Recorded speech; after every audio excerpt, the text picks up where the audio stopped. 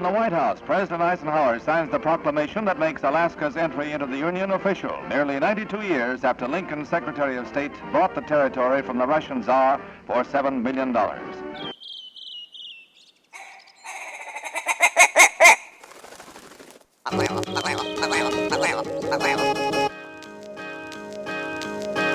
I just want to give a shout out before the show starts to all the sponsors, all the local businesses that have been coming through to help us out and get this thing started. Thank you to you guys. Total Truck Accessory Center. Go check them out at 7700 Homer Drive. They're your one-stop shop for canopies, spray-in bed liners, LED light bars, and more. Total Truck. TheTreehouseAK.com. Located at 341 Boniface Parkway. They're your all-in-one cannabis and CBD store. Ask the bartender today what the strain of the day is to get your 10% off. Lawn Pro AK, your year-round professional property maintenance. Cutting lawns, but not cutting quality. Hit them up at lawnproak.com. Double Shovel Cider Company, located off of Arctic and 58th. Handcrafted Alaskan-made cider. They also got a tap room downtown on the corner of 5th and E. Check them out, doubleshovelcider.com. Anchortown Dogs, located across from the 4th Avenue Theater in front of the historical building. Look for the blue and gold umbrella. Get yourself a legit reindeer dog. Tailored Restoration, helping Alaskans restore their dreams. Voted #1 in the state since 1972. Water restoration, fire restoration, remodeling, cleaning, anything that you have to do with your home, inside and outside, give those guys a call or check out tailoredrestoration.com.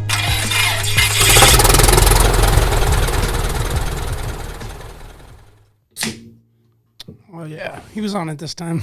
The patented Caribou call. Yeah, I just realized that mine was already open. I was like, oh, man, I missed it. I got you, Brandon. Little pregame caribou. Yeah.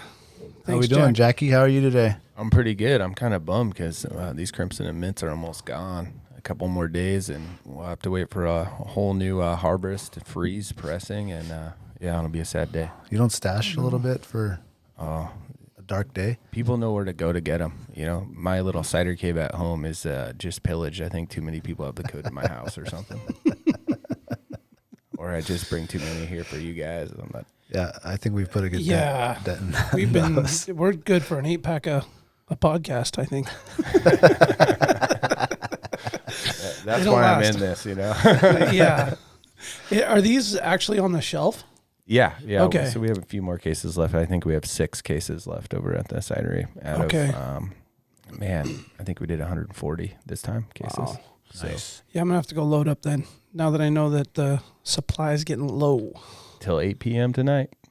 On average, how long do you keep a special edition? Like the Forest Bitter you just put out? Like how long would you say it stays around? It just depends what we're making. So this Crimson and Mint's really special because of the rhubarb. We got 800 pounds of rhubarb from the Kenai, and when you have Alaska product like that, sometimes it's hard to get big volume. So usually we can a whole empty pallet's worth of cans, and this one we only had enough rhubarb for half of a pallet. So half the time is normal maybe. Yeah. But we'd made a deal with the farmer, and things are going well, so he's going to try to get us enough this summer to do a whole pallet. Okay. And you kind of gauged it, whereas this is really popular, and next time we'll double or triple the amount we make, if we can. Yeah, if you can. Yeah. Or like the Christmas cran. I mean, we wanted to make 1 pallet of that, and that was just super popular and gone in 6 days, and everyone's stoked, and it'll be until next year until we make it again. Yeah. That's cool. A lot of seasonal different changes and different flavors that come out at different times. Yeah, what's cool about this Crimson Mint, too, is not only is rhubarb grown here, but this next batch we make in the summer, it'll probably be in the fall, the mint that goes into it we'll make in our farm. We'll grow in our farms. So it'll be 100% Alaska after that. Oh, nice. So the next batch will be a little extra special. Yeah. Extra local. Yeah. Brandon, how are you? I'm doing good. I'm actually really glad to be here today. Yeah, had a day? Had a day. Been having a week. It's funny, we were talking about before we started recording how I've never looked forward to Wednesdays so much. Yeah. It's like, oh, it's Wednesday already? Right on. Yeah, no, Game on, as Jack would say. Yeah. Oh, it's only Wednesday. Now it's, yes. Yep. It's Wednesday. Yep. Go drink ciders. Drink ciders, that's right. I know, and I was like, I should call Daniel and see if I need to swing by the store and grab something. I walk in, you got 2 cases you're unloading into the mini fridge. I'm like, he's got it. Oh, yeah. We're not going to dry up. Oh, that beer fridge is always full. Have you guys been playing in these Bluebird days the last couple of days? Oh, man, I've been really trying to get all the business stuff together for the opening of the stand and all that, which by the time this comes out, we'll already be rolling. But it's a lot of little things to get together, you know, so a lot of Costco runs and restaurant supply runs and bank runs and permitting and licenses and municipal hurdles and federal hurdles. And yeah, and I wish I could be outside a little bit more. Go for it. Oh, I was just saying how I spent the last couple of days getting my gear back in shape from that trip last weekend. We talked about that earlier, and everything was just so trashed and frozen, and it went from, like, you know how it is, you pack up to go out, everything's just intricately organized and you know where everything is, and then when you go home it just gets crammed into the back of the truck. So I've been doing damage control and getting everything cleaned up, and finally got those little burbot cleaned up. Gonna fry them up tonight. Nice. How are you gonna do it? I'm just gonna do a beer batter style and fry them. I didn't get that much meat off of 2 small burbot. I never really cleaned one before, so good old fashioned YouTube, right? What did Carl say? Did you check YouTube? Yeah, just YouTube it, like my brother says. I did a good job cleaning them. They're a lot easier than I thought. You kind of skin them out.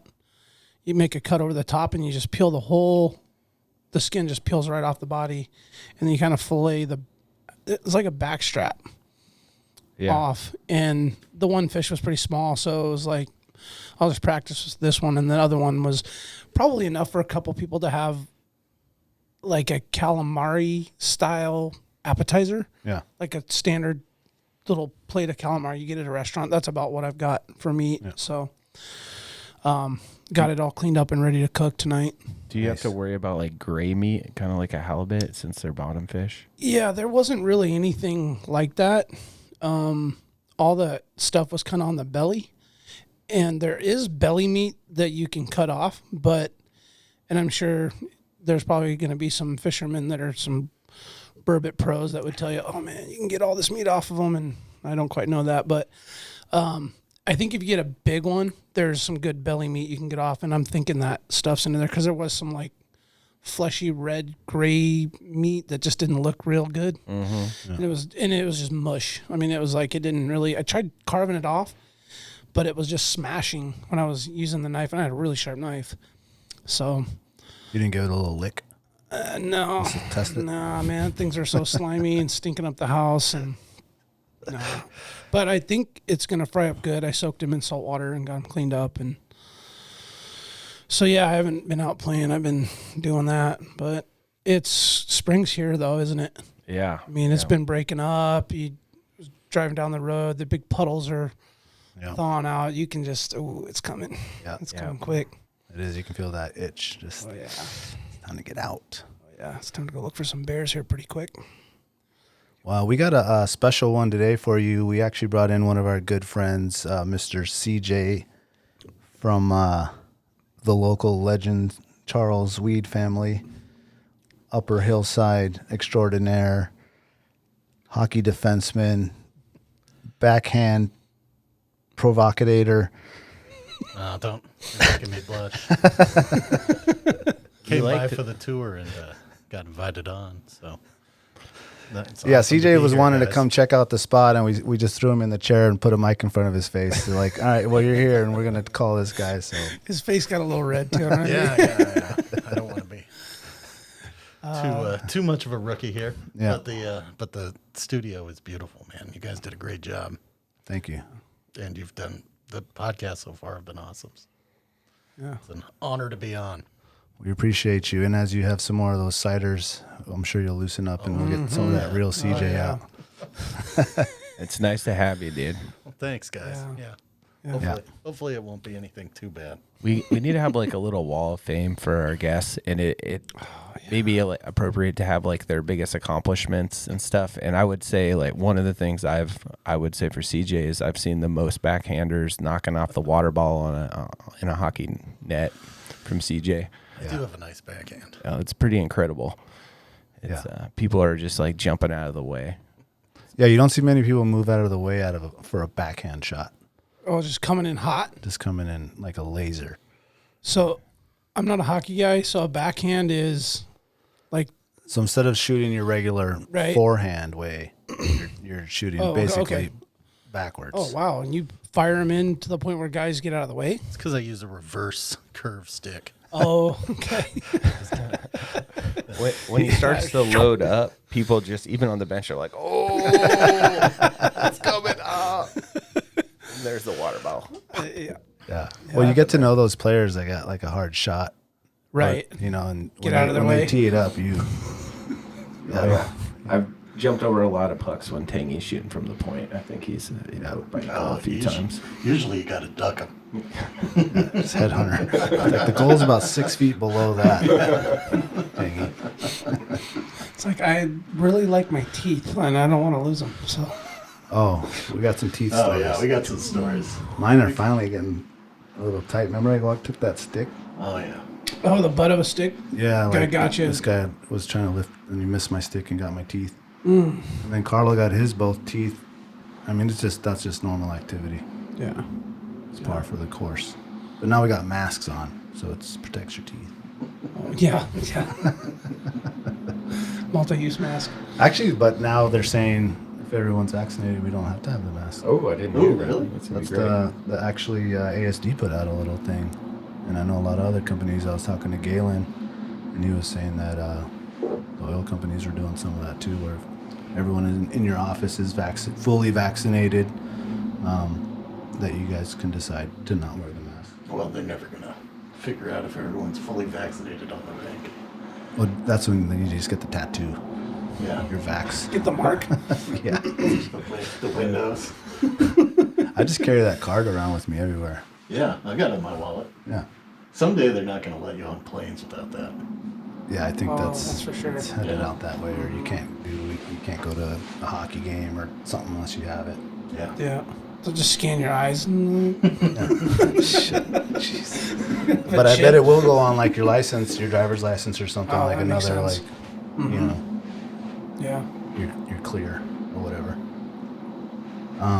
Well, today we are going to make a phone call. We have another Alaskan podcaster. His name is Jeff Lund with the Mediocre Alaskan podcast. You can find his podcast on Apple and Spotify. I do not believe he does a video version yet. He is a teacher, a high school teacher from Ketchikan, and he's also an outdoor journalist for the Juneau Empire. Big southeast guy, a lot of fishing, a lot of hunting. To be a high school teacher anywhere, you gotta have, you get my respect for sure. Yeah. It's not an easy task to keep up the energy with those high school kids, and I could imagine it's probably tenfold in a small town like Ketchikan, where everyone knows you, and you're not avoiding Mr. Lund or Yeah. we'll have to see if that's the name he goes by. Yeah. Mr. Jeff or Mr. Lund. I don't know. I go by Mr. Daniel at the school because no one can say my last name. That's my reason. But actually, thinking about it, I had a 5th grade teacher named Mrs. Lund. There's a connection there. I doubt it. So we're going to try something kind of new. We're going to give him a call here, and he knows we're calling, so hopefully he picks up here and we can have a little convo with Mr. Jeff Lund from the Mediocre Alaska podcast and see what he's got going on and chat it up with another podcaster. While we have a second, I'm going to give a shout out to one of our sponsors, Tailored Restoration, 24-hour emergency services helping Alaskans restore their dreams since 1972. Services include fire, water, mold damage, post-emergency cleaning, remodeling, and any and all the aftermath, including burst pipes, overflowing toilets, downed trees, fires, pet accidents, and vandalism. Tailored has an emergency response number with trained professionals available to help you any day, time of day or night.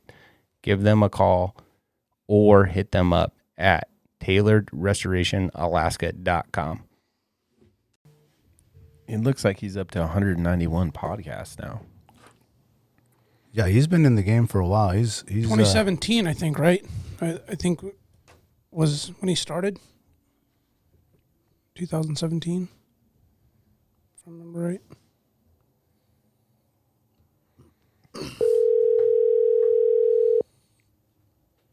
Hello, Jeff.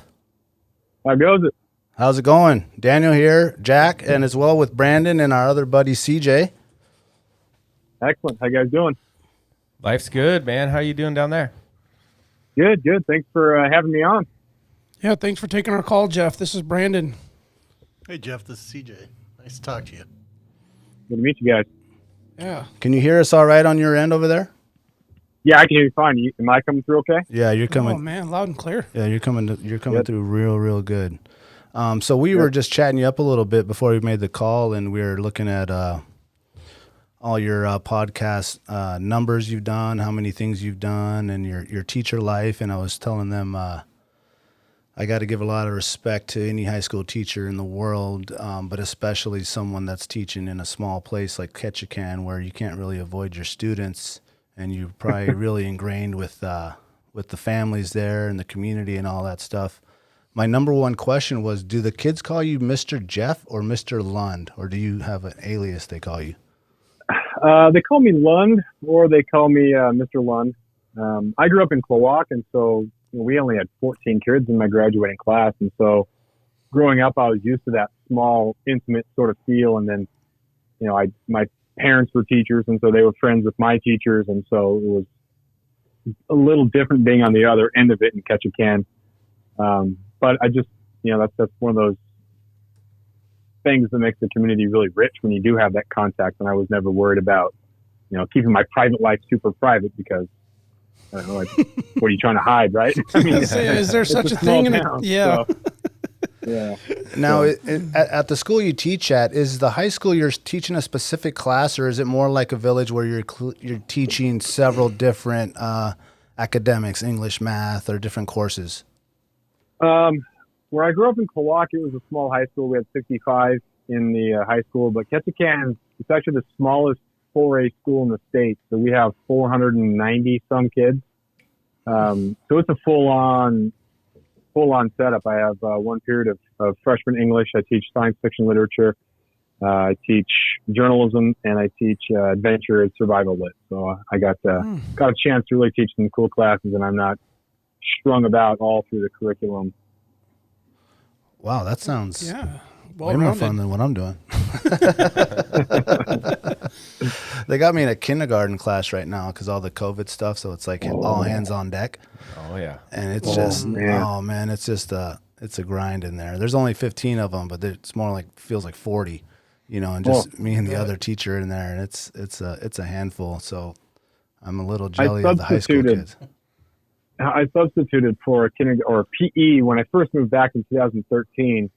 I was substitute teaching in Klawock, and I had an elementary PE class and these kindergartners, and I set out the dots where the kids were supposed to go. They're trained, they have the routine, they go to their dot, they go through the routine, and I had the dots switched. Oh, and so the kid was like, the dot's in the wrong place. I'm like, well, what color is your dot? Red. I'm like, well, it's just on the other side. Just go to the other side. That sort of logic doesn't help for little kids. So I had kids crying just because I had the dots in the wrong direction, and it was a mess. Man. They're everywhere. It's crazy. I'll take independent high school kids over the little ones 10 times out of 10.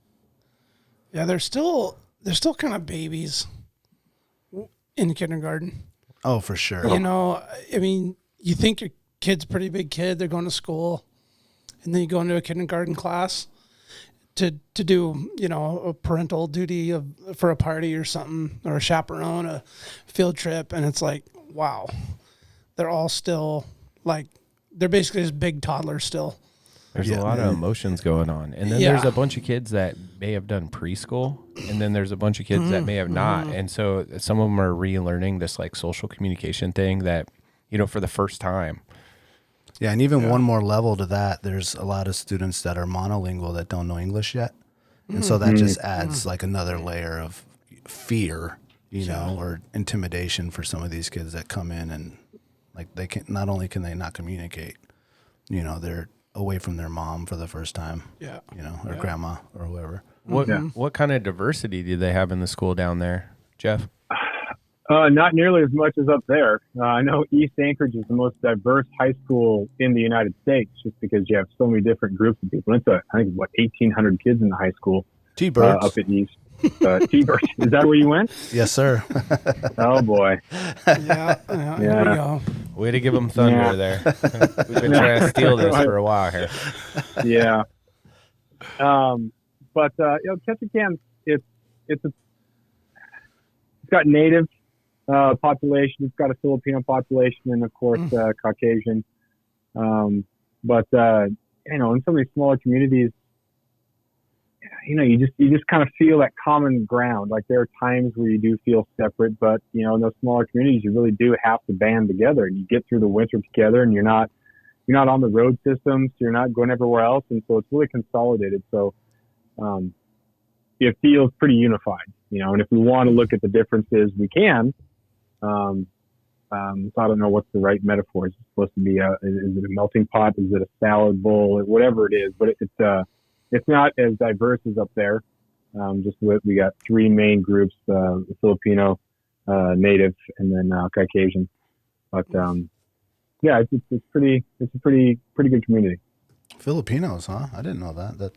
I'm guessing maybe like canneries and fishing brought the Filipino folks up. Yeah. Yeah, and that's the same with a lot of different communities. It's you have that first generation that comes over, and then send money home or whatever it is, and hey, this is a good spot, and then people go to there, and so there's a pretty rich Filipino community, which is cool. Anytime that you have a demographic and you have a supportive community within the community, it makes it nice too. You don't have that outcast sort of or outlier small group, so that's nice. Yeah, lots of pancit, lots of lumpia, lots of good food. Yeah, for sure. So good. Oh yeah. Lund is eating good down there. Oh yeah. I wanted to bring up some of your writing with the Juneau Empire and maybe get a little history on your start with them and how you got involved writing some of these amazing outdoor journals and stories that you're doing with these guys. Well, I went to college for journalism at the University of Arizona, and then out of college, or actually my second semester senior year, I decided I didn't want to follow around a high school basketball team, for my job, making $18,000 a year for a small local paper. I ended up getting a teaching job in California, so I was there, and then I started writing an outdoor column for the paper in California. And then when I moved up to Alaska, back up to Alaska, I just said, hey, I'm columnist down there. I'd like to keep my column going if that's cool. And so I was with the Capital City Weekly for the first 2 years, which was owned by the Juneau Empire, and so I just transitioned over. So I've been doing an outdoors column since 2008, and then for the Juneau Empire since 2015 or 16. So. Now, is this something they're expecting you to come out with an article weekly, monthly? What's the expectation that they have for you? Every other week, my column runs. I'd gladly do one per week, but with just the way things are with budgets and newspapers and things, I'm just happy that I've survived cuts that papers have had to do. So yeah, twice a month do that. So I try to pick up other gigs. I've written for Alaska Magazine a couple times, and the Drake, it's a fly fishing magazine. So some of the other ones, it's kind of nice to freelance on the side because I'm putting the journalism degree to work, but it's on my terms. So it doesn't really feel like a job. It's like that side hustle, and it's still fun. So. Is there an article that you wrote or that you went to go research that you kind of went into thinking, this might be interesting, but just blew your mind? I've done I did some investigative stuff when I was in college, but I found that I just kind of like more like storytelling. I know there's more of a market for that really investigative journalism, but I just kind of like telling the human side of things. So I've just kind of liked how people fit into communities. And I did an article for Alaska Magazine about one of our local artists here in Ketchikan. He's a 7th generation Ketchikan person. He's like 7 generations in the same place. You just don't see that very often, especially like in Alaska, because 7 generations back is, well before statehood. Oh yeah. So just those sort of individual like people and how this person fits into the community and how their families fit into the community. Those things really interest me. Because I've always just kind of liked telling the story that I'm there for. If you go somewhere else, that's not really your story. And there's like a multi-million-dollar industry for people coming up here and telling Alaska stories, but it's different when you're actually living here. So the stuff that I'm most interested in and most fascinated with are just the people who actually live here the year round. And what are you doing in October? What's your life like in December when everybody else is gone? Everyone else has gone home and sharing old photos from Alaska, and you're really living it. So I really like that story part rather than investigating numbers and things like that. So maybe that makes me lazy, maybe that makes me romantic or whatever, but I like those fun stories. Yeah, it sounds like you can get a real connection with people with those types of stories, and it sounds like you're really passionate about those types of things. Something you did bring up there, and it just sparked my curiosity, was obviously Ketchikan is a big tourism town in the summertime with the cruise ships and fishing. And what is the fluctuation of the population from the main season to wintertime, and then what are the in addition to that question, what are the locals doing in the wintertime? We have about 12,000 year-round residents in Ketchikan and vicinity, and we were expecting 1 million people off the cruise ships last year. So that was such a huge, dramatic hit, and a lot of the businesses are locally owned. So that was a huge hit last summer to not have those people. You do have seasonal people that come up, but a lot of the businesses are local businesses. They run the charters locally. They have the pilots are local. So that was pretty rough to go through that. But it was strangely nice last May on some of those days when your families who were the charter captains didn't have to take charters out. Same thing in like June. And so they were able to kind of take the family out on their nice charter boat. So if they had enough saved up where they were going to be able to make it through, and they started opening up a little bit so they could recover some of the money. But some people weren't complaining super loud. Like, hey, we're going to make it through this. And it was really nice to have June with my family and not waking up at 3 a.m. to go out, and do the charter hustle. And so, and the weather was pretty good, so people were going out and they were anchoring in inlets and, shrimping and crabbing and fishing and camping and bonfires on the beach, and kind of reminded them maybe of what things would have been like if they weren't charter captains. But, you need that. You got to have that input or that income, and a lot of people depend greatly on that. So not having that was difficult, but, it was a refresher about what it's like to live in such a non-populated area without the tourists. And it was great. That's I had the similar feeling with I have a tourism business too, and it seemed like it gave me a chance to actually go and do some more exploring with my family, whereas I wouldn't necessarily have the time in years past when you're just so busy in that short window with the tourism.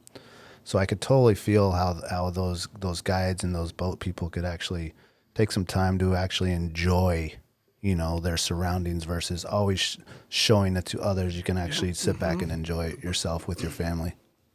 Yeah, they'll be looking back on that. That's a really special, unique time for sure. It's almost spoiled me. I almost wanted to stay. Yeah, you do and you don't, because you need that annual income because it's a business and costs money to run. Like the charter guys in Ketchikan all over. I mean, it ain't cheap to run those boats. Yeah. It ain't cheap to own them, maintenance them, all of it. I mean, all the businesses in downtown Anchorage, they all suffered. But on the flip side, it was a really nice summer. Hey Jeff, what's the projection that you feel, or what's kind of being talked about in the Ketchikan area for this summer? We know that there are a lot of boats that aren't coming to Alaska. A lot of the same. Do you see some of your local folks making it work or getting through? How are people feeling about things down there with their current situation? A lot of the local small operation charter types are almost fully booked. People are able to either get vaccinated or come up. And so I got some buddies who, run just, 2 or 3 boats, couple rental boats, and then charter, and they're booked for the whole summer, which is great. So I think this year will be a good recovery year for them. But the stores are going to suffer. There are the stores that, of course, are opened up or owned by the cruise ships to take all their jewels down to the Caribbean during the winter. So those will probably still be shut down. Well, they will be shut down. And some of the other local businesses will probably suffer. Some of the food places, locals have really tried to do the best they can to order out, go in when they can, and try to keep those around because, that summer busyness, so that's when we make a lot of money. But yeah, people are figuring out ways to make it work. If you're an entrepreneur, if you're a business person, you can't just roll over. And it's providing an opportunity for people to be really creative. And it's good to see. But as a high school English teacher, I don't see a lot, and sometimes I can be optimistic and say, "Oh, that's working for this person," but I don't always see the full spectrum of it. And as a city, we are going to be in some trouble when it comes to funding because you can't have just that loss of tourism for 2 years, and so there's going to be some tough cuts that are coming, but it's nice to see the resiliency of some people too. It kind of gives you hope going forward. Yeah. And we all need that. We are looking at your Instagram page, your Mediocre Alaskan one, and it seems like you've been hitting this podcast for quite a while. What was the inspiration starting the Mediocre Alaskan podcast? My buddy Danny, he's an entrepreneur down in California. He owns a fitness lifestyle brand called Caffeine and Kilos. They like to work out and they like to drink coffee. So it was like, it's obvious. We're going to it's going to be a coffee brand. We're going to put on weightlifting events. And so whenever I have ideas for things, I'm like, hey dude, what should I do? He's like, you should start a blog. All right. You should start a podcast. All right. So 2017, I started the podcast, and it just kind of goes back to that idea that, Alaska is such a huge moneymaker. So many people are coming up and making money off Alaska. They come up, and they make their content up here, which is awesome. It's great to see people who, are on the dream hunt, or the hunt of a lifetime, and they've made it work. And just to see that fascination in their eyes and in the stuff that they record and then read it in the stuff that they write. But also, Alaskans have those stories too. And why not have an Alaskan tell that Alaska story?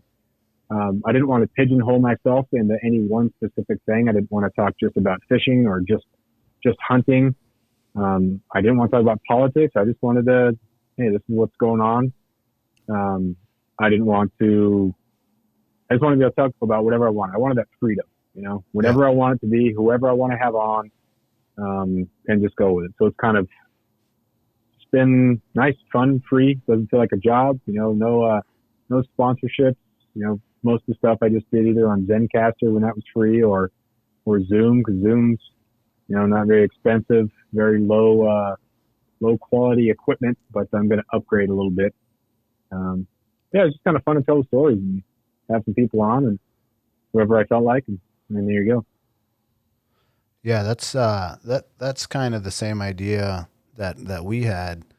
There's just so many stories and so many cool things that are going on all around us, and we feel that some of these things need to be promoted and give people an avenue, if you will, of telling their stories and their lifestyle and cultures and activities. We say a lot of times here that one person you just can't do all the activities that are going on up here. And so if we can shine a little bit of light on some of these other activities that we might not get to, or other people that are better at the things that we try to do, then that should be the goal. And I think it's really cool that you're down in Southeast. Is there any? I did a little research, but I didn't hear of any other really podcasts that are going on from down Southeast. Is there anyone that you could put us on to? Are we missing anybody? Tongass Talk. They started last year. They're in their late teens as far as the episodes go. They're out of Metlakatla. They've been talking about some hunting. They've been up at they did the Fognac elk, and they've talked about that. And so yeah, there's some good guys there. And one of the guys moved back to Colorado. But yeah, there's some good guys. But yeah, it's there aren't a whole lot of. There's Tyler Friel up in Fairbanks, who's been doing Tundra Talk for 115 or so episodes. But it's just not a whole lot, and there's a lot of good people, like you said, a lot of good people's stories, and also like some of those takeaways, right? What's the purpose of that? And it's not just stories. It's also, oh, dude, that's good. What's that angle? What's that bit of information? What's that takeaway? What's that, tweetable or Facebook quotable thing that comes from the podcast that, makes it kind of rich. And so, there's people who put forth that content. That's fun. And that's kind of what I aim to do as well. Yeah. It seems like there's a lot of room for many more people that want to come in and start things like this. 'Cause it's such a vast area and so much going on. You just can't cover it all. And I mean, we're not as in tune to everything that's going on in Southeast or even what's going on up there in the Tanana Valley and Fairbanks. And it's really cool to have some people that are in these actual areas, living there, fishing there, hunting there, doing all these crazy cool things in their part of the state, and we can hear what they got going on and see pictures and videos and stuff like that. It's just, I mean, being from Anchorage, we have room to go up some places, but we're limited to Southeast. So we can't go to Southeast. We can't really go up too much past Fairbanks. And so it's just cool to have people from all different parts of the state just hitting us with the information and all these cool things. That was one of the things I liked about what you guys are doing, is that you guys don't have the feel that you're trying to, we are the Alaska people and we're going to be the, biggest, baddest podcast. Like, you're reaching out to other people and you're allowing other people to tell the story, which is cool. Alaska can really, for a lot of people, you have that kind of arrogant sort of attitude. I'm going to be the best podcast, or I was on a TV show and so I'm the man. And you kind of isolate yourself, and I don't know if people really, there's a market for that. I'm sure people do want to see and hear that, but that's one thing I liked about you guys, was it's like, hey, let's use what we have to allow other people to tell the story. And it's not a competition. Rather than, take our slice of the pie, let's make the pie bigger and let's share these stories and make it better. That's what I like.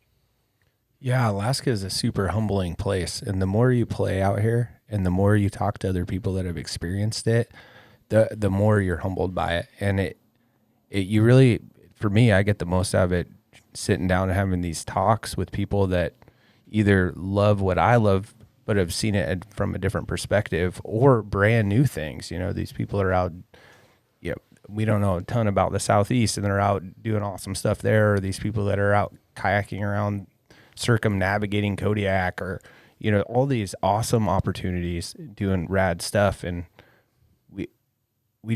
you really need to hear it from them to understand it and and get that energy.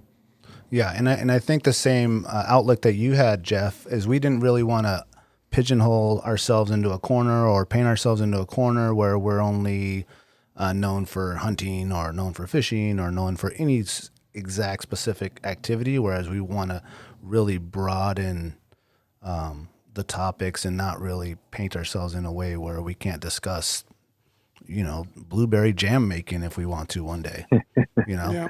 Right. We definitely should discuss that. Yeah. Actually, write that down. Blueberry jam. No, I mean, it's as you know, Jeff, being a Southeast guy, and it's like Alaska's almost kind of zoned. It's enormous and huge, but it's like zoned in those areas where you got your Fairbanks mid and northern crews, you got your Southeast crew, you got your You got your South Central crew like us. You know, we got our folks out in Bethel and Dillingham and out there. And everybody has a unique perspective and angle on what their Alaskan lifestyle is. Yeah. And none of us are ever going to do all of it. Like we're, you know, I'll say never, but realistically in a lifetime in Alaska, it's going to be pretty damn hard to see everything and do everything and experience it all. Yeah. And the beauty of this is that we can reach out to everybody and listen to their side of it and get a little piece of all of it, hopefully somewhere down the line in however many years of conversations and podcasts and stuff. And that's what's really beautiful about this is that there's endless stories and things to share, experiences. And that's just another cool angle of the uniqueness of Alaska. And like Jeff said, like we're not sitting here trying to, we're going to be the best podcast in the state. Yeah. I mean, we want to definitely be successful and get out there and bring awareness to this, but we're here to support everybody else. Yep. And we hope that everybody supports us. And really that's kind of what Alaska is. We support each other here. We're isolated. We're not by the rest of the country. And all we have is each other. And that's, you know, ultimately the main goal is to support each other and hope that everybody's successful. And with that, we will all be successful. We'll make it happen. Yeah, there's a real fascination in the world, I would say, with Alaska. No doubt. And any international travel, when someone says where you're from, I don't say America, I say Alaska. Yeah. You know, and just naturally, it doesn't cross my mind. I don't think about it. And I'm so proud of where I'm from. And it just seems to me, and people almost don't even associate Alaska with the United States. It's almost like it's their own like fantasy Jurassic Park land that everyone wants to see or have heard about it and wants to go at some point. Its own frontier. Well, people's eyes light up, you know. They want to ask you questions. They want to tell you what they know about Alaska. Yeah. Yep. It's so different than other areas because you can have, like, your identity isn't glued into, like, your political affiliation. Like, you can have your number one thing is, like, a job, and then you're kayaking, and you're fat tire biking, you're doing all these other things. And then if you get around to it, you know, you'll maybe talk some politics. It's not like your pure identity and I am this. And so my daily life is about going and trying to win stuff on social media. I got something else to do, right? There's a little bit more light. So I'm going to be outside. I'm going for a walk or a hike or something. And so it's so much more healthy. And we had that opportunity during COVID, you know, when the lockdown stuff was happening, like you can still outside, like there's still, you have mountains in the background. You can go on walks and things like that. So it's much more healthier. And I think that's totally right. That I think Alaskans will probably say I'm from Alaska rather than I'm an American. It's like I'm Alaskan, which is American, but you know, that different sort of context. And I think people really like that. Jeff, I had a question about your teaching.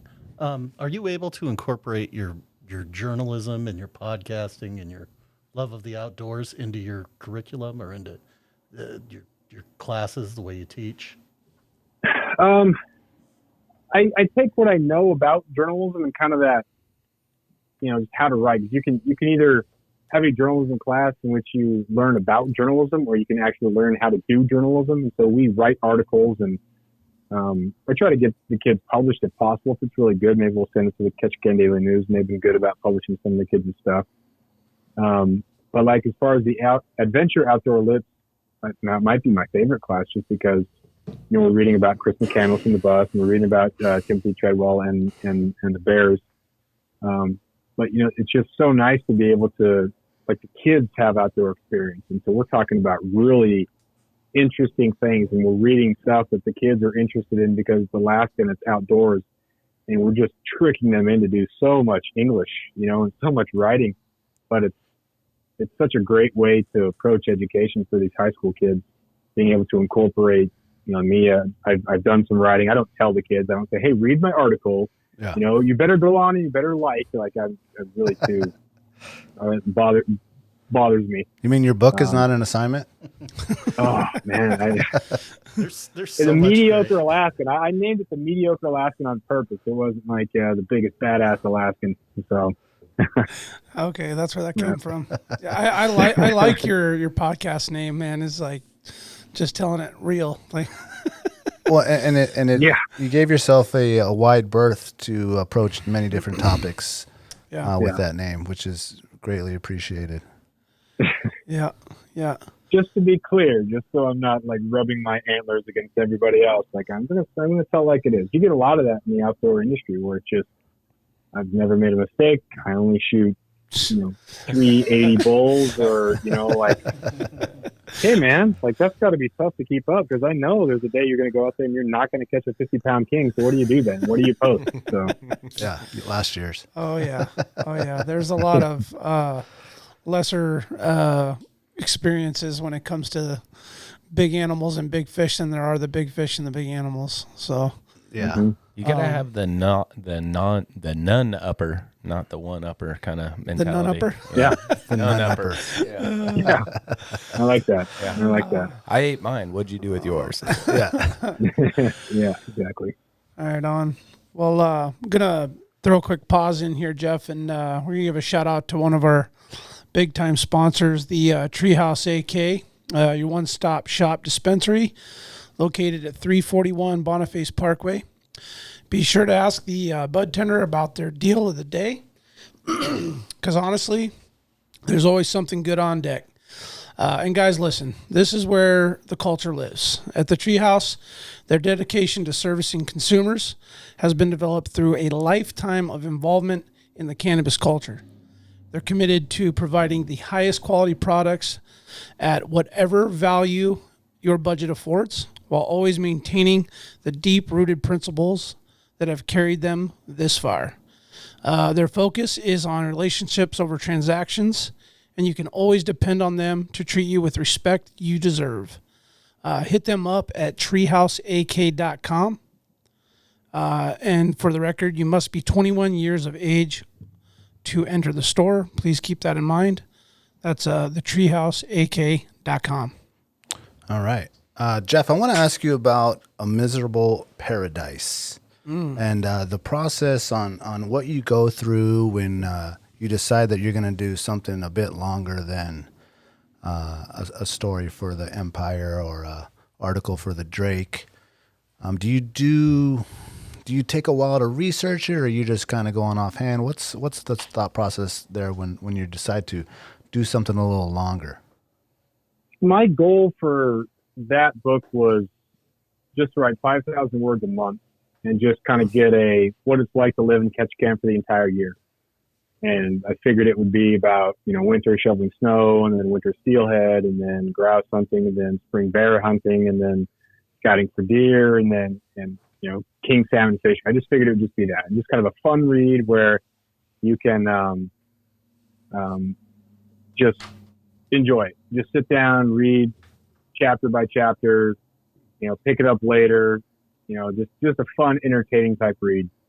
And then of course, COVID happens, a whole bunch of other stuff happens. So as I'm writing my 5,000 words per month, it ended up being like, okay, well, 4,000 words are about your lifestyle, but then it's now kind of messed up. And like, what are we doing here? What's going on in March and then April? And so it's kind of a time capsule. When I was editing, I didn't look back and change any of that stuff. I was like, this is, that's kind of how I felt during that point. So it wasn't cool that the pandemic happened, but it was interesting that I was able to add that element to that, because the year that I chose to write about ended up being, not a normal year.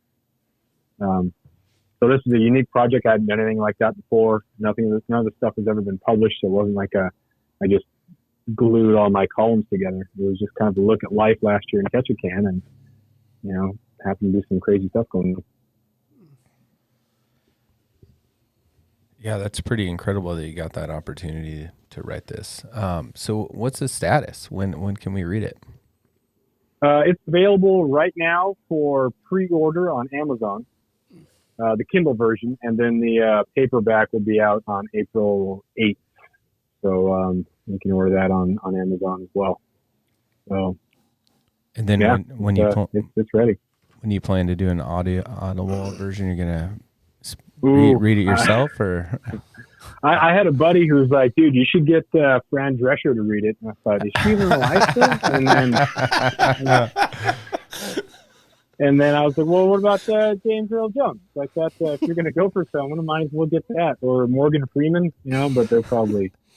So yeah, that shows how serious I am about doing the reading part. I think it'll just be the Kindle version and the paperback for now and probably forever. But yeah, so... you can get on Amazon right now, and you can pre-order the Kindle version, or you can order the paperback on April 8th. And is the paperback going to be in any stores where someone can pick it up, or is it mostly all online? Mostly online for now. I haven't. I'm going to reach out once I've been kind of getting the last little editing stuff finished and all that, and then I'll look at there'll be a shop here that'll have it here in Ketchikan. But for the marketing thing, just having it on Amazon, you get on those lists, and so it just gets a lot more that free advertising. So I'm trying to do like no paid advertising, because you buy into a lot of that stuff, but what, it might give you clicks or it might give you looks, but is it actually resulting in any sort of anything else? And so. Yeah. I've done that before with some of the podcasts where I, promote it on Instagram or Facebook, and it's getting a whole bunch of views, but it's not really yielding anything. And so I want to be very careful, and I'm not just throwing away all the money I make off this into ads that don't really work. So I'm going to try to hustle and do the quiet stuff, or not do the free stuff as loudly as possible, and be kind of quiet on the paid stuff. But yeah, so we'll see what happens. So the direct-to-consumer thing doesn't work better for you here? It's just the shipping. This ends up killing you. Mm-hmm. Yeah. The shipping part, and then the wholesale price that, if I get the copies and I wholesale somewhere else, that's cutting into it. But I definitely do want to have some for the local bookstore here, just because, it's the local bookstore, and I would definitely like to have some here. But, you got to look at that stuff, and you guys making your t-shirts and stuff, and you guys got to make your decisions about, those things too, and like what's going to work. And you guys have that awesome podcast studio. That thing is sweet. Thank you. Yeah, but you guys figure out a way. Yeah, you guys went full in on this. This is both feet above the head. I love it. It's full on work.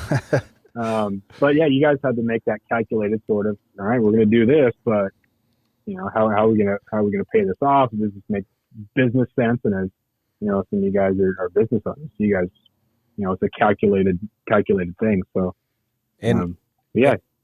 Honestly, we're gonna be here talking if people listen or not. Yeah, That's right. This is what we're gonna do every Wednesday. So yeah, You got it. I've been home teaching from home for a year. It's man. time to get out. yeah. Hey, Jeff, I wanted to ask you, as you approach the release of your book, how many copies do you have made right out of the gate? Like, is there like a projection? Is there something like a recommendation, or do you just order a certain amount? I'm going through Amazon Publishing, so they do pretty much print on demand, which is nice.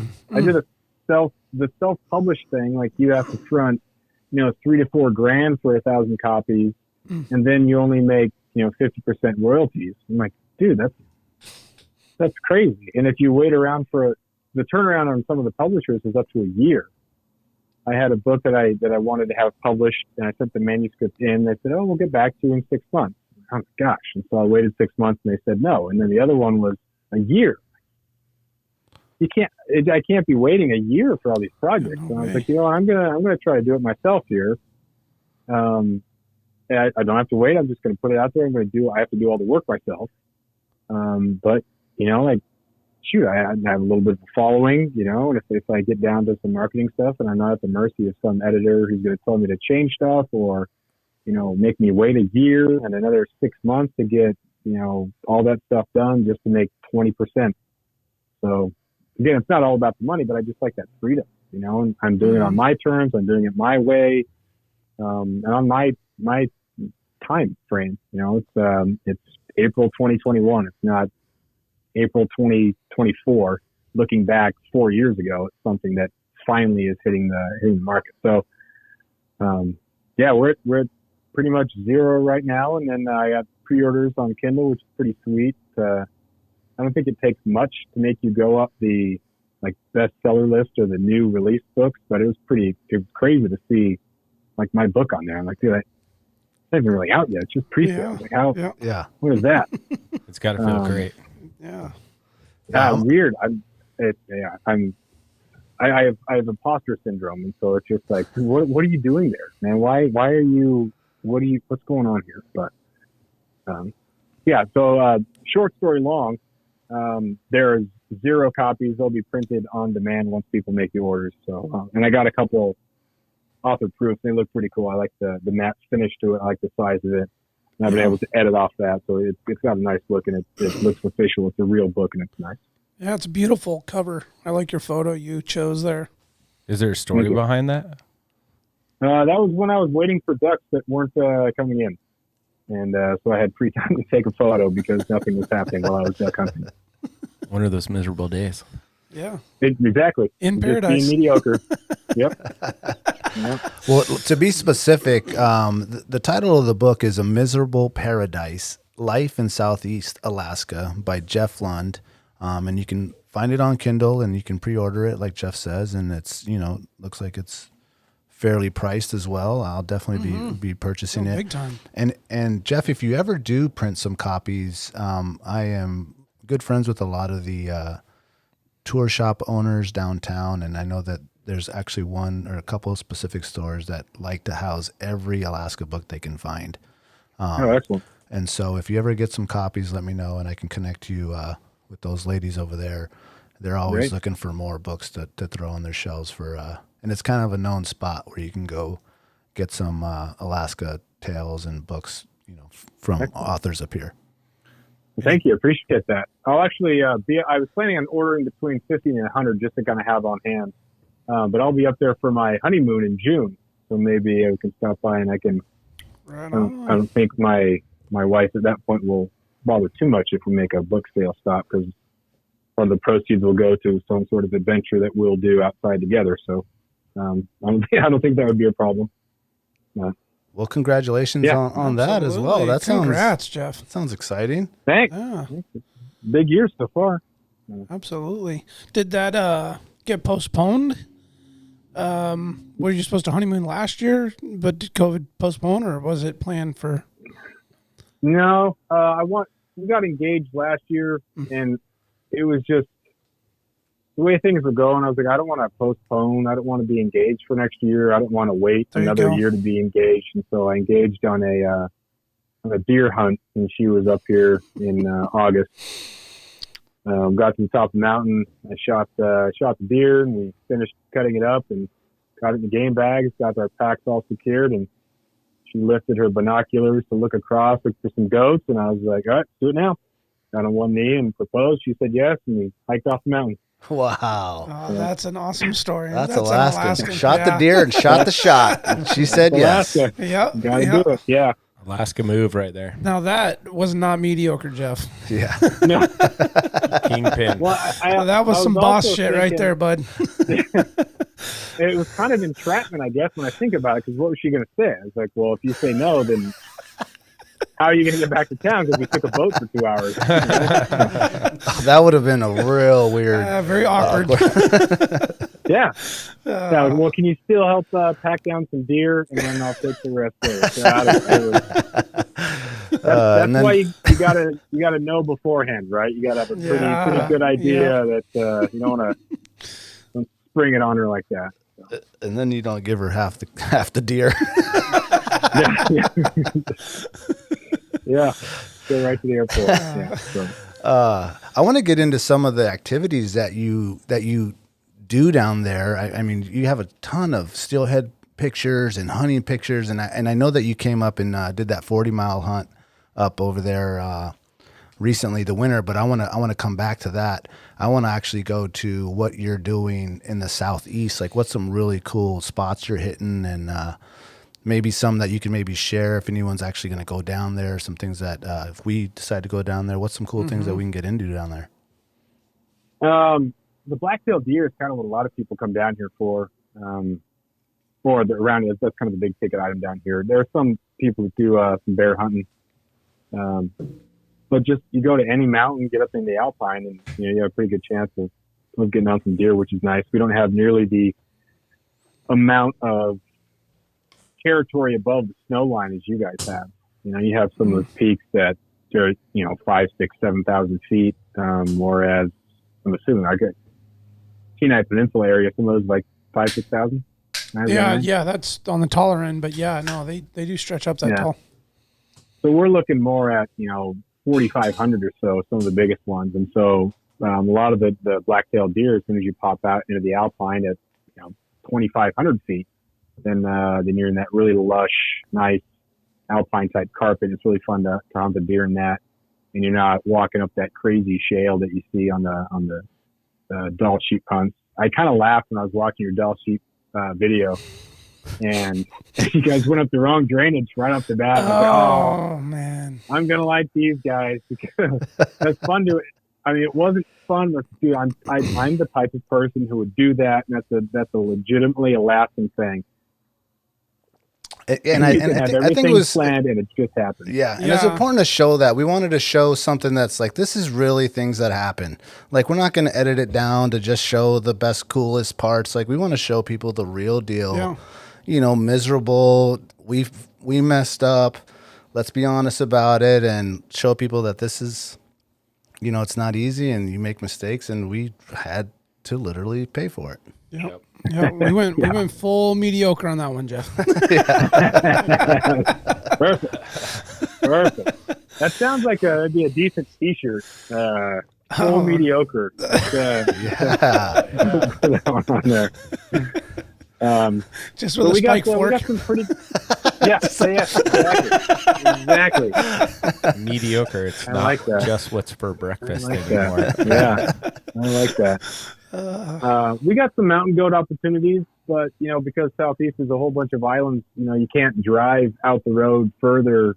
We have some opportunities for four-wheelers. If you take a boat somewhere else, you have a landing craft, or there's a dock, and you can get on some old logging roads with four-wheelers. But for the most part, you're just handicapped by where you can get on the limited road system, or where you can take a boat with a mode of transportation to get on logging roads to then get up into the alpine. So we're pretty limited that way, but it makes it kind of a fun trip. You get on the boat, and then you're, within 15 or so minutes, you're away from everything. You set some shrimp pots or crab pots, and then you head up the mountain. And a lot of the trips are 1 or 2, 3 days. I think some people go a little bit longer, but for the most part, you get up to the mountain, it's either there or it's not, and you got to come back down.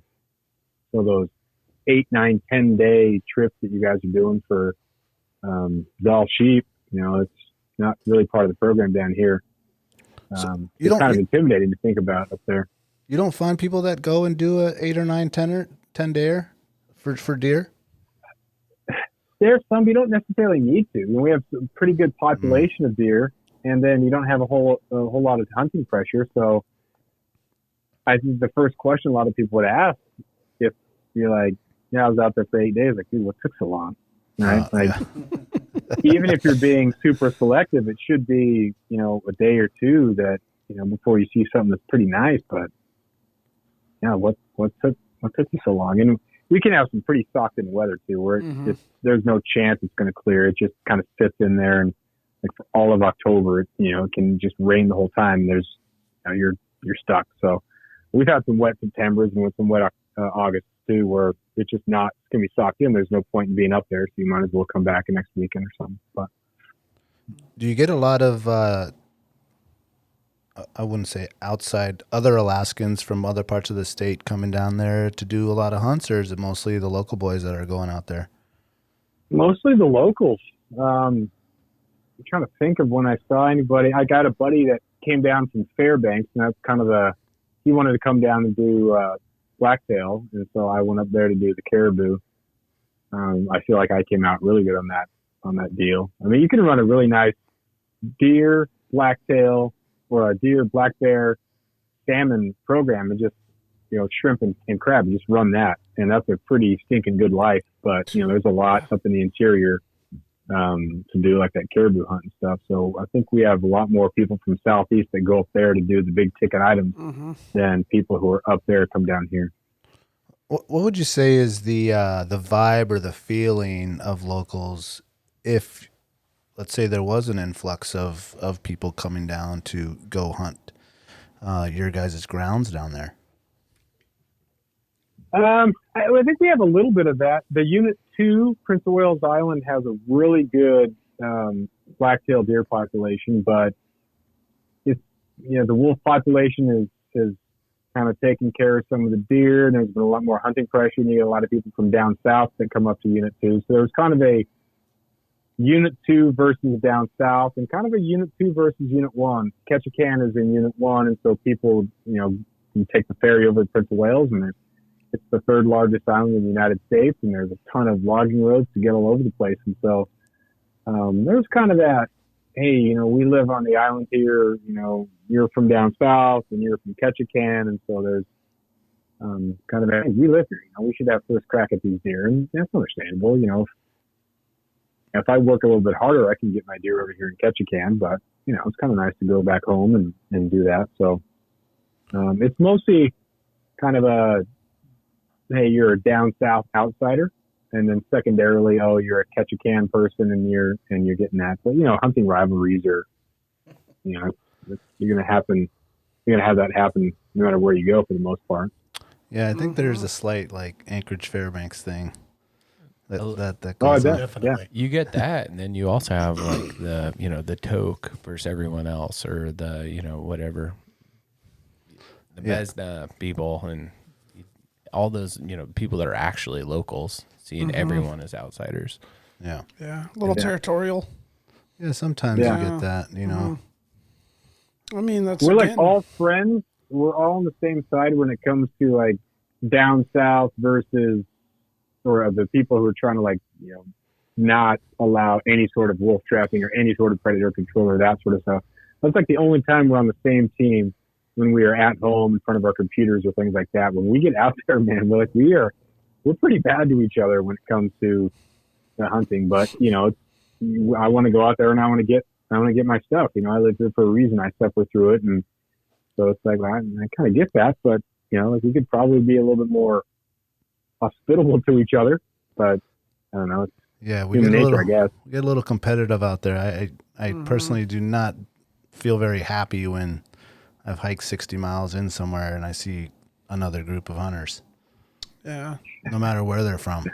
It's a real bummer. It's a real bummer as soon as It you see is. that. It's just like the one rule of sheep hunting is you never see anyone else. And as soon as you could not see sheep for a week and you're in heaven still, I mean, it could have been a better trip. As soon as you see one person, it just ruins it. It does. It does. Yeah. Deflates you a little bit. Yeah. Jeff, was that caribou hunt you did just recently? Was that your first real winter style up north hunt? Yeah, I wanted the real Alaska experience. We were talking about the different areas of Alaska, and like that's legit. That's some real Alaska stuff. And it was -30 on the day that we went out, and I was like, oh man, this is what you wanted. Like it's so much better. Like it sucks right now, but man, it's gonna make this. If it was like 37 and unseasonably warm, then I would have felt cheated.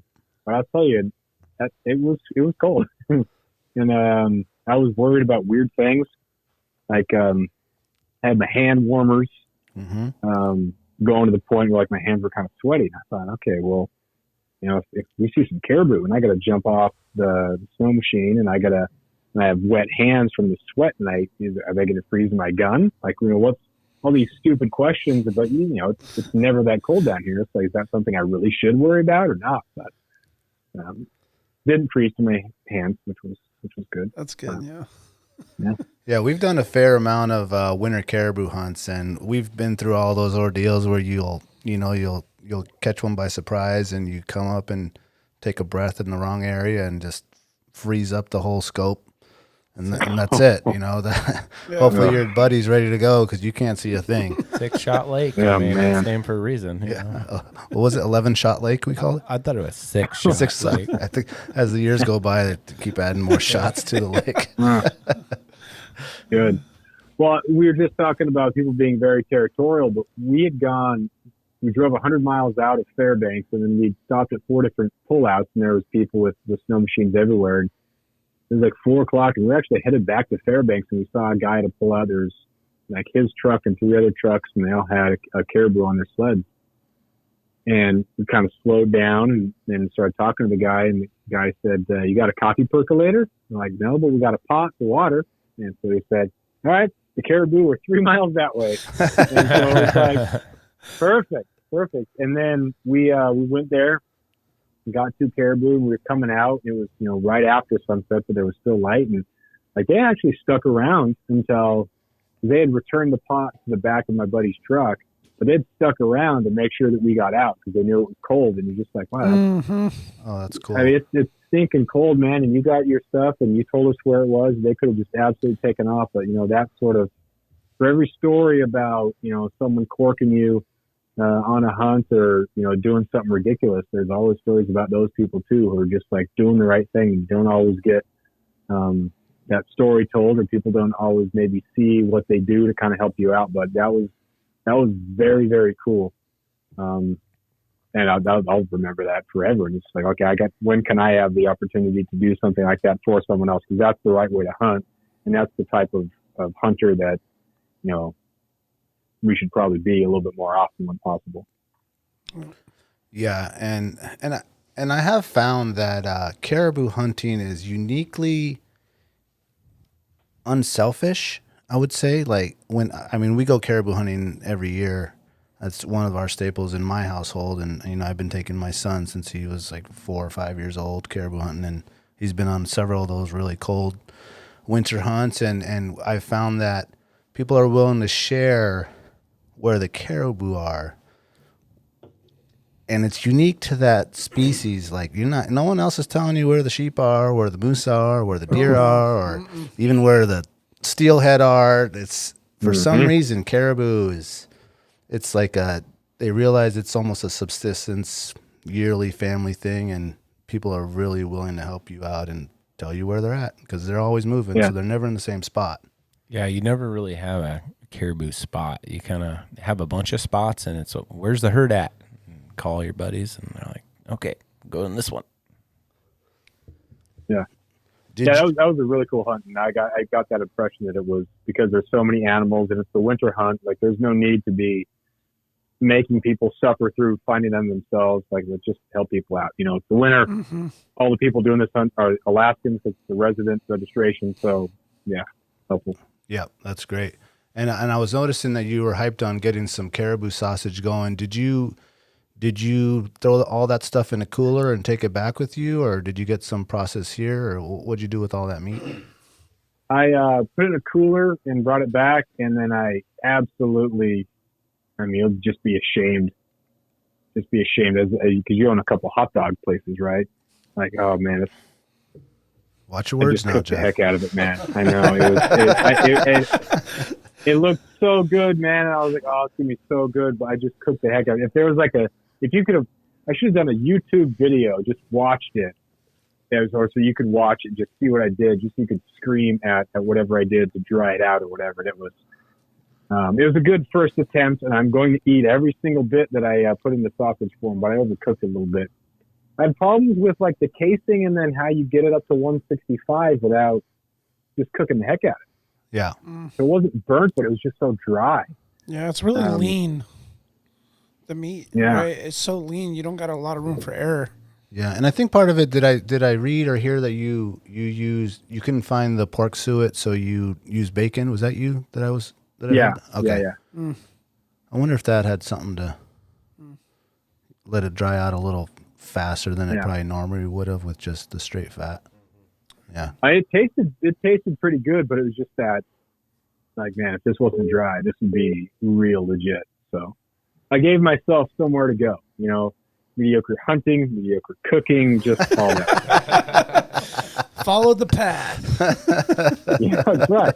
No That's right. expectation. No expectation. Well, what's cool is you're doing it yourself, though, right? Yeah. I mean, Yeah, that's only one way to learn is you got to just trial and error, make it happen, and mix it up on the next one, and go from there. I mean, I've had plenty of bad experiences and learning of how to cook things and make things, and you still eat it, but you learn quickly. Sometimes you eat it and not the rest of the that's family. right. All Yeah. week. Like, I'm having this. Yeah. That's Well, funny. I probably look really selfish because I'm not sharing much. I'm like, well, I'm kind of embarrassed to share. You know, like, I would give you I would You give don't you wanna eat sausage, this. but like they'd be like, oh, you gave me the burnt stuff or the dry stuff. That was like the best. That was the best one, man. But it's not real I good. only give out the mediocre stuff. Yeah. My fiance, we got 2 mule deer in Wyoming in October, and she made some bratwurst and like some, I don't know if it was like some sort of Asian seasoned sausage thing, and she crushed it. And so it's so good. So all I got to do is just, you know, like I can be the provider and she can be because she's so good at it. I don't know what it was, but why her stuff was so good. Maybe it was because it was the bratwurst of the mule deer versus the leanness of the caribou, and I tried to do sausage or whatever. Man, she crushed it. So, Yeah. Well, looks looking like you forward to found that. a good one then. Good Oh, job. it's great. It just keeps getting better. Like, oh, good job. Good job, Jeff. It's the one point in which I was not mediocre. Somehow it ended up being perfect. So. Right on. That's great. Any big summer plans other than the honeymoon that you got going on? Any adventures or other big hunts or fishing trips you got planned coming up soon? Well, my fiance she's getting a PhD at University of Wyoming. So we're kind of doing a long distance thing right now, which is too bad. So I'll be down there for at least a month this summer, and it's been kind of fun to go down there and backpack in the mountains down there because, I mean, Alaska is absolutely beautiful, but, you know, there are parts of down south, too, that are just unbelievable. The Wind River Range in Wyoming is absolutely spectacular, and they got cutthroat trout in those lakes, so hiking way back in there and doing that stuff is a lot of fun. And then scouting for elk or mule deer. So I'll be doing that in June, part of July, and then come back and then scouting out a spot with a buddy to go up and get a registration goat, hopefully. And if not, then start working on the deer. Nice. If you do get a goat, we got a mean goat enchilada recipe that we're gonna throw up on the website here soon. You definitely got to try that. Yeah. We've been hosting a game meat night party. I've been doing it at my house for about the last 5 years or so. And it's a great opportunity to invite buddies over to let them try some of your recipes and have some maybe things you haven't tried before. Might be something you want to look into with some of your buddies down there and get one of those nights going. It's always a good time and get some new recipes and flavors and stuff like that. Yeah, we Yeah, I share like that. around those recipes, and it's just like it's awesome because there's this plethora of new recipes that you bring home to your house, and you know you kind of get stuck in the routine, and you get off of that, and suddenly your family's just like, boom, whoop whoop, we got new stuff, and this is delicious, Dad. And you're like, no, this is the same stuff, we just cook it different. Yeah.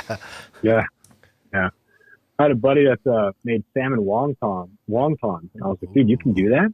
That's so good. But it didn't even occur to me. You know, you grow up here and you have salmon, you know, 3 or 4 different ways for your entire life, and then all of a sudden, dude, wontons. That's so good. That is good. I've been trying to perfect, or I've had several chefs and cooks trying to perfect the salmon dog.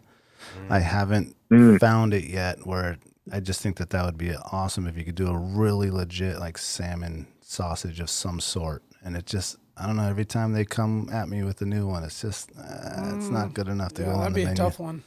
Not You a lot gotta of get fish, Thompson on that. fish sausages. Yeah, I know. That's why I was thinking it'd be cool and original, and I was thinking serve it with some like some cream cheese and maybe some sort of apricot jam or something, you know, like a Thai chili sauce or something. Wasabi. What about like a salmon pie? You know, they make a lot of fish pies. I don't know if I can throw out a pie at the hot dog stand.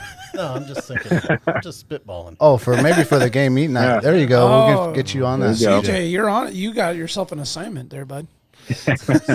Don't I think I smoked all my salmon. Maybe I'll make a smoked salmon one. a smoked salmon pie. Ooh, Hey, there it is. Ooh, you okay. go. Yeah, all right. Yeah. no, we're getting yeah. somewhere now. Yeah. Yeah. So before we get Jeff off the phone, we need to talk about some steelhead fishing. Yes. So, Yeah. hey, Jeff, no secret spots or anything, but, we all know the main spot down there in Southeast to fish steelhead, but are you finding other locations and are you having success? Yeah. Water. You fish the water. That's, Over there by the trees. Right, the mountain. That one river down there? Success. Yeah. During the daylight hours, and you can see, and usually when the fish are around, that's the best time to be there. So, Well, that about narrows it down, doesn't it? We have Yeah. some John Lau speak here. Yeah. We're not talking caribou anymore. yeah. No. It's pretty interesting because some of these, these islands are fairly large islands, but they drain such smaller swaths of land, and so you don't have, water in a lot of these creeks for very long, and it drains out really quick. So you can have salmon that come up, or the steelhead that come up with a big torrential rain, and then they get to the lake, and then you can fish the river like the week afterwards, but the water's so low, the fish are all gone. They swim up and they're in the lake, and they'll be kind of just chilling there off the shelf until the next rain, and they just boogie up to where they need to go. So it can be pretty hit and miss as far as getting them. But some of the better rivers, you can catch a steelhead every month of the year in some of them. But in the winter, water's pretty cold. It's kind of tough to get them to move. So you got to really just kind of put it in front of their face, and even then, there's no guarantee they're going to hit. But once it starts to warm up a little bit, water is up. It's warmer. The fish will move a little bit more. It can be a lot of fun in March and April and May to catch some steelhead. But just most of the salmon rivers are good enough for steelhead too. And the one I'm sure you're talking about up by Yakutat, that's on it's on everybody's radar, and you get a ton of people coming up with Alaska Airlines to go there and go fish that. So that one's kind of out of the bag, but there's some other ones that are around. But Well, we'll get the info offline from you. yeah. But I had a buddy that came up, and I had him book the tickets based on the way it had fished the year before. I was like, dude, this has been great. Last week of March was awesome. Caught a bunch of fish. And then he came up, and we caught one on the first day, but it was just cold. The water was lower. There's a lot more snow, and nothing really started coming up for another 2 weeks.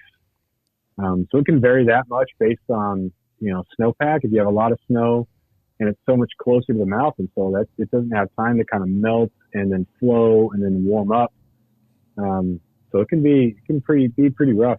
And so he got one that first day, and he was up here for a week, and that was all he caught, which I kind of felt bad. He came up from California, and he's a fly fishing fanatic, and he wanted to catch a steelhead in Alaska. That was one of his dreams. And he did, and he was like, oh, it's going to be a great week. And then it just turned off. But Well, like I tell it can my vary son, from week to week. one's better than none. That's right, man. That's right. It's fishing, not catching. That's right. Yeah.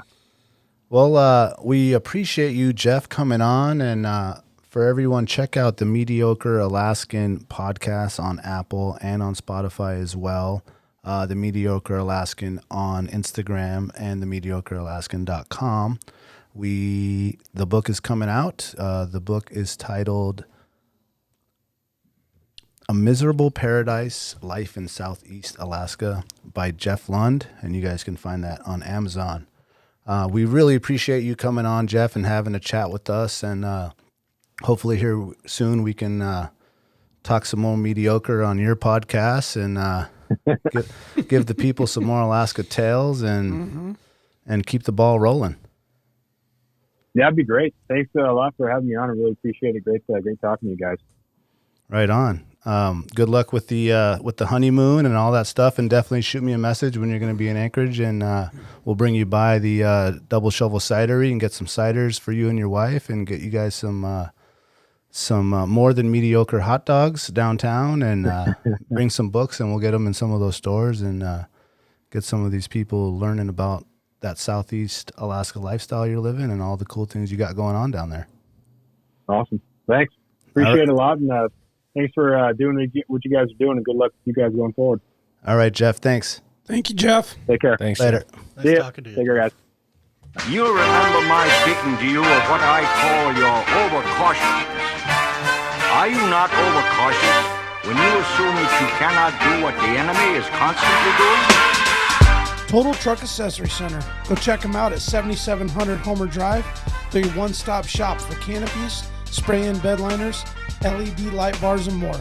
Total Truck. TheTreehouseAK.com. Located at 341 Boniface Parkway.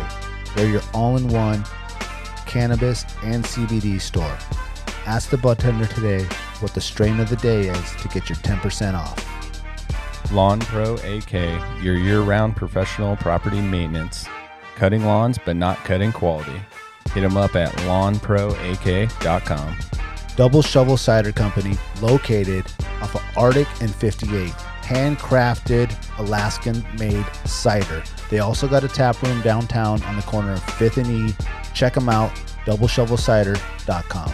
Anchortown Dogs, located across from the 4th Avenue Theater in front of the historical building. Look for the blue and gold umbrella. Get yourself a legit reindeer dog. Tailored Restoration, helping Alaskans restore their dreams. Voted #1 in the state since 1972.